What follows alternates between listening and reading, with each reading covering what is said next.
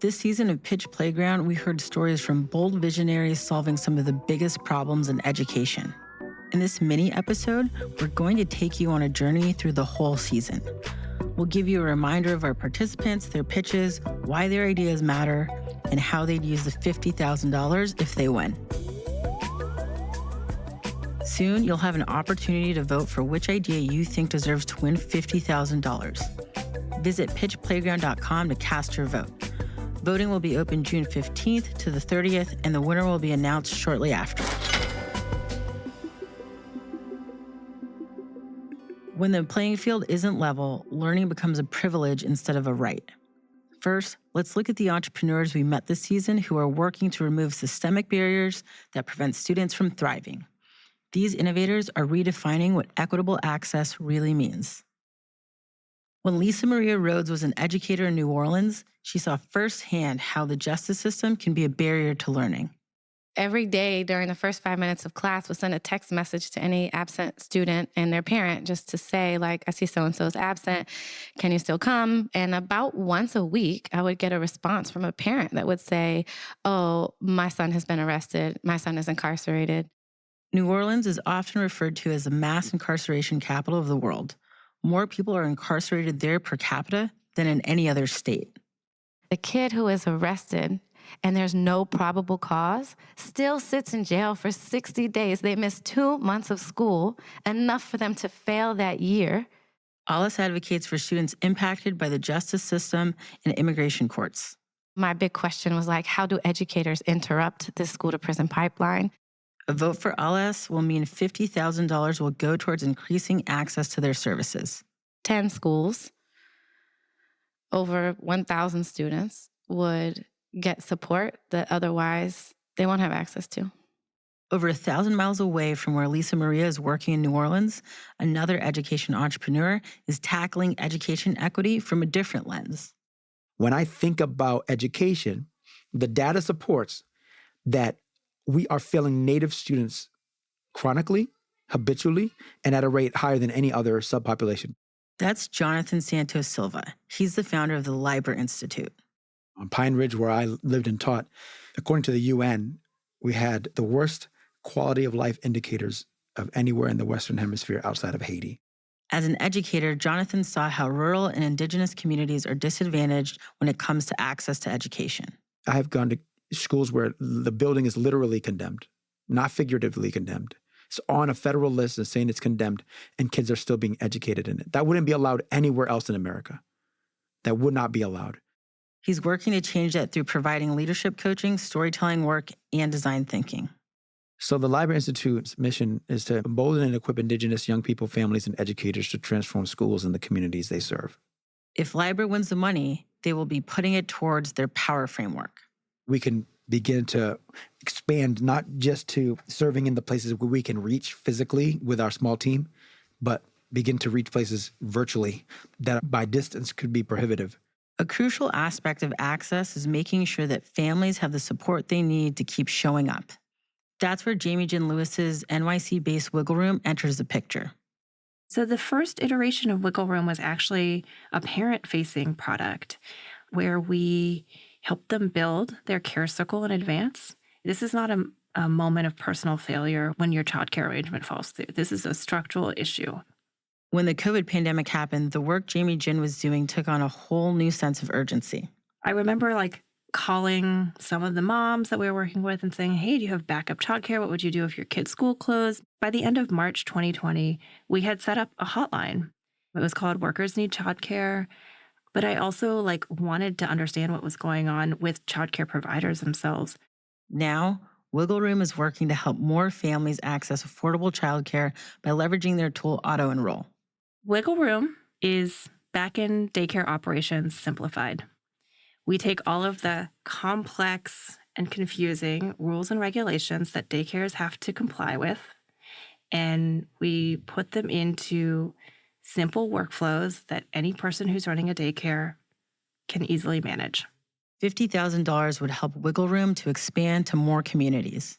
Right now, we're still largely focused in New York, so $50,000 would enable us to do anchor events across the state and really build community kind of outside of New York City. From youth impacted by the justice system to Indigenous students in rural schools to families navigating childcare, these entrepreneurs are reshaping what equity in education really means. Once students have access, safety, and support, the next question is, what comes after?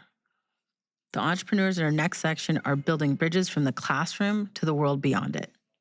As a guidance counselor, Victoria Chen was encouraged to make sure that every student applied to at least 3 four-year schools. One day, she encountered one of her students in the hallway. I was like literally chasing him out down the hallway, like, Christian, hey, like, let's chat. He's like, Miss, I don't want to go to college. Stop hounding me on this. A four-year degree isn't right for every student. There could be financial barriers, caregiving responsibilities, or simply a lack of desire to go down that path. If the whole purpose of education is to set a young person up for economic mobility, then we have to show them the various pathways they can take to get there. And the four-year degree is one way, but it's definitely not the only way. That's where Victoria's nonprofit Bridger comes in. They have a program called Career Test Drive, which helps students get hands-on experience to well-paying careers before they jump into the workforce. Because you should never buy a car without test driving it. And you should never choose a career without giving it a try either. Bridger opens doors to career opportunities without the time and cost of a traditional degree. If Victoria wins the $50K, she'll be putting the money towards more pathways, a Bridger initiative that allows people to find vetted and trusted workforce programs. One thing that we would love to do is build in some more capabilities that really make it user-friendly, that allows students to almost engage with it on its own and take on its life of its own. Sometimes career pathways after high school are less about deciding what path you want to take and more about making sure you have the right skills and mindsets to excel wherever you end up. That's where Aaron Freeman comes in. Aaron's idea came out of his experience with education, both as a student and a teacher. The walls and constraints of a classroom never really worked for me. The ones that I was like trying to operate within and create for my students wasn't working for either of us. So I started thinking differently about the walls of the classroom. It was thinking through outside of those walls that Aaron's idea for Uncommon Construction was born. We're a nonprofit apprenticeship program where students from different high schools get paid and they earn school credit for building a house or another project together. We sell the house and match their paychecks with a scholarship. Through building houses together, Uncommon teaches students skills that can help them excel no matter where they end up after high school. We really hang our hard hat, so to speak, on the development and demonstration of soft skills. We focus on team work ethic, problem solving, professional attitude, communication. If Aaron wins the $50K, he'll put the money towards the Uncommon Campus, a 5,000 square foot facility being built in the heart of New Orleans, where they're based. We'll be able to roll out new programs that engage even more students, more schools, and even an adult learner population in our community through that centralized hub. Through mentorship, skills training, and exposure to real-world work, both Aaron and Victoria are building career pathways for the next generation. Now, these next entrepreneurs will look at what happens when extended reality and artificial intelligence meet the classroom. Jonathan Teskey first started experimenting with how headsets can perform in a classroom when he was the future of education lead at Meta. He did a lot of research and testing in the virtual reality space. Every time we put a teacher in a headset, they had typically 3 responses, which was, this is awesome. My kids are going to love it. How the heck am I going to teach with this product, this tool, this technology? Jonathan used what he learned about virtual reality, or VR, and started working on how mixed reality, or XR, could improve upon it. And so with Reframe, we allow any teacher, any school to build mixed reality immersive learning hub, which gives you 90% of the great things about VR. The other 10% is an immersive environment that you typically don't interact with anyways when you're in VR. And if Jonathan wins the $50K, he'll work on building the infrastructure and ecosystem to allow this technology to grow. And so where we would really focus is really helping any developer have access to building and deploying in Reframe. We need to get to that next step. That's where we'd start to focus on. Our next entrepreneur, Evan Wilson, is using technology to help get students back in the classroom. During the pandemic, rates of chronic absenteeism nearly doubled. That was nearly a third of students not showing up to school. There's always a story behind that empty seat. And those stories come from a lot of the deeper challenges that we have in education. In one school, they realized that students were only showing up to school on certain days of the week. At this school, they supplied Metro cards to the students. The team realized that students' parents were using their Metro cards on certain days because they needed to get to work. And for families, that meant prioritizing either a parent keeping their job or a child going to school. that gave the school something tangible to work on. With Evan's product Scaffold Ed, he's helping schools find patterns and family feedback to get kids back in school. We're giving them clarity over the specific needs that their families, their students, and even in many cases their teachers have, so they can create solutions that actually move the needle in their districts. Evan and his team are looking to take Scaffold Ed to the next level, allowing decision makers to have insights right at their fingertips. What $50,000 can do is help us embrace the future and give them essentially the power of AI agents to start to implement solutions for these challenges. These two entrepreneurs are using cutting-edge tech to reach students in new ways. One through immersive virtual environments, the other through AI-powered insights into attendance and engagement. In our last section, we're bringing you entrepreneurs who are creating learning environments that prioritize teaching students how to think over what to think. These innovators are offering personalized education. As a principal with ambitions to become a superintendent, Dr. Aaron Flynn recognized that the school environment was not a safe space for all students. There were decisions being made at the legislative level and also at the board level at my own school that I thought were actively harming students. Aaron's school was in Texas, where anti-trans legislation was coming into play. Erin decided that she wanted to create a school that prioritized safety for all students and embraced what she calls consent-based education. Consent-based literally means that the student gives their consent to do what we're asking. Our goal is to allow the students to have autonomy in their own education. Erin wants to open satellite campuses to expand the Hedge School. I would invest that $50,000 in finding other educators who would like to do what I'm doing, do what the teachers in my school are doing, and families who would be interested in sending their students there. Along with creating a safe environment that prioritizes consent, our next entrepreneur believes that cultivating critical thinking is crucial to reimagining what education can be. When Jacob Adams was a teacher at a majority Black elementary school in Brooklyn, he was shocked by the level of discipline that he was expected to administer to young students. The kindergartners would come the first couple of days before anybody else came. They got to sit there with their hands folded. As soon as kids take their hands apart, people are walking over and taking the kids breakfast. We're just controlling these kids.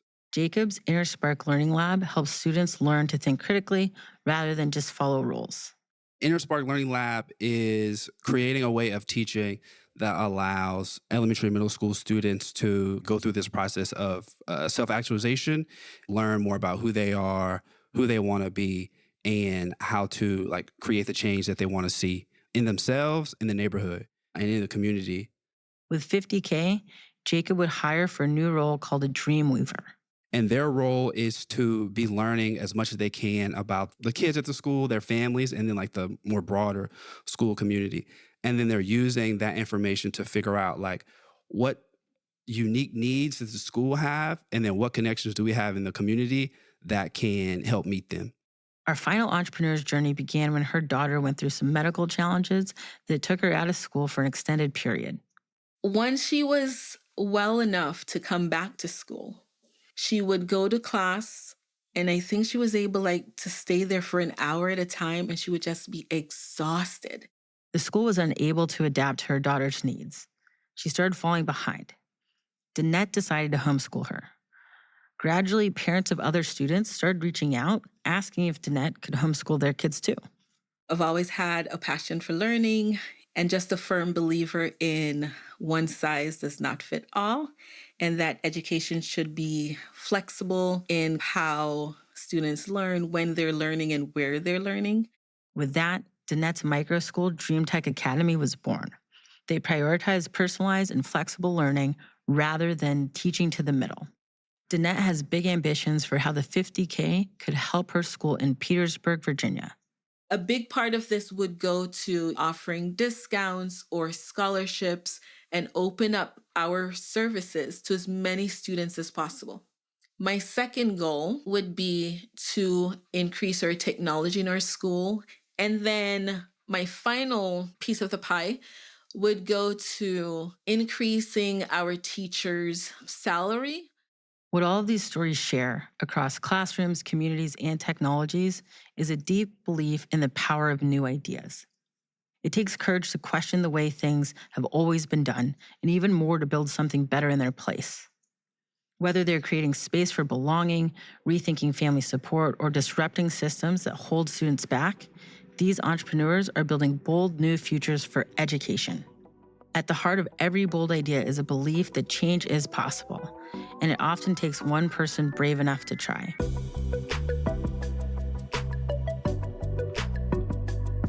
This is Pitch Playground from 4.0. You can hear the full stories of these entrepreneurs and read more about them at pitchplayground.com.